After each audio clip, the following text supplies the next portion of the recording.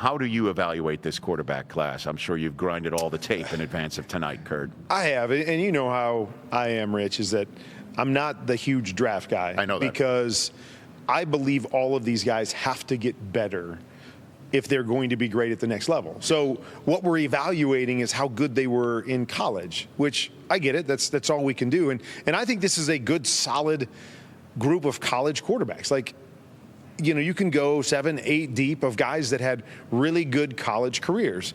And so, you know, where a lot of people are saying, oh, this is not very good class, I disagree with that. I think it's a good class, a good solid class. But the question becomes, who's transcendent? You know, who can be a guy at the next level, and especially when you look at where our league is right now. I mean, if you go down team to team throughout the NFL, we have got a handful of teams that need quarterbacks. All the other teams, maybe outside of the Rams, have younger starting quarterbacks that have a long way to go in their careers. So it's not, you know, we're not in a QB needy league right now in terms of a bunch of teams looking to get their guy. There's only a handful of teams out there. And so that, to me, is the question with this class is, can one of these guys become that Tom Brady that, you know, elevates his game when he gets to the next level? Because when you watch him, nobody maybe outside of Cam gives you that, okay, this guy's got that chance, you know, to do something special. Everybody else is kind of in that same mix. So you do separate Cam Ward from the rest?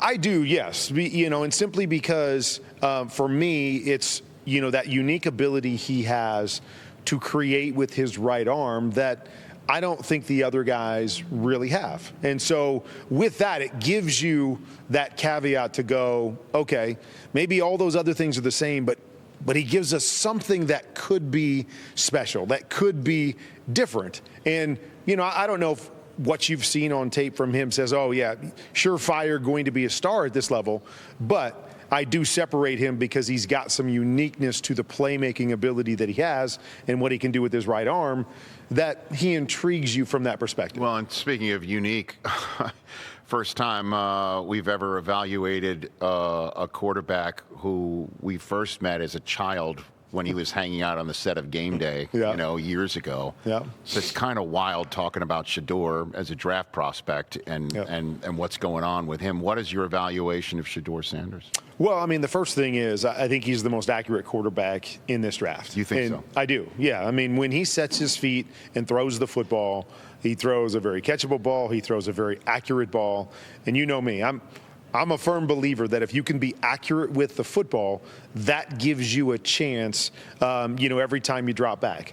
But again, with all of these guys, there's things that he has to get better at, you know, that he's got to be more solid in the pocket, you know, and we can sit back and go, well, was it because the offensive line struggled so much that he got uncomfortable? But that's something that he's going to have to be better at. He's going to have to process information faster than he did in college, where he held onto the ball, for me, too long. You can't do that at this level, especially because he's not the great athlete that is going to be able to live in that athletic, creative world. So he's going to have to get the ball out. So I like a lot of the things that he did in college, but he's going to have to get better at this next level. And that, again, is where it says, you know, all the intrigue is, does he go in the first round? Does he not go in the first round? I think it stems from that stuff, is that there's some things he does that are really, really well. There's some things that he has to be better at this level. So what does that mean? Does that mean he is a first-round draft pick, or does that mean he's a guy that needs a little bit more development? Is he second on your, if you will, quarterback chart? He is second on my list. He is. Just because of the number of plays that he made, the accuracy that comes with it. You also know firsthand, I mean, for anybody who watched you, or your movie, you got to be able to take a hit. And stand in there. And there's no question about that with him. And offensively, he was asked to carry the team. Like, it wasn't as if they had, you know, all these great guys up front. He could hand the football off. They had a great, it was on his shoulders to make play after play after play. And that's another thing that I don't think people really understand is how difficult that is when you know every game you're going into, you're going to have to throw the ball 40 times. And if you're going to win, you're going to have to play well. And so I think there are definitely some things that you like about him and that were different about him than the other guys. But there's also, you can look at other guys and go, well, maybe he does this a little bit better than Shedeur, and maybe he does this a little bit better than Shedeur. And so that's where, to me, the evaluation comes down. He was second on my board, but I could see a team going, oh, but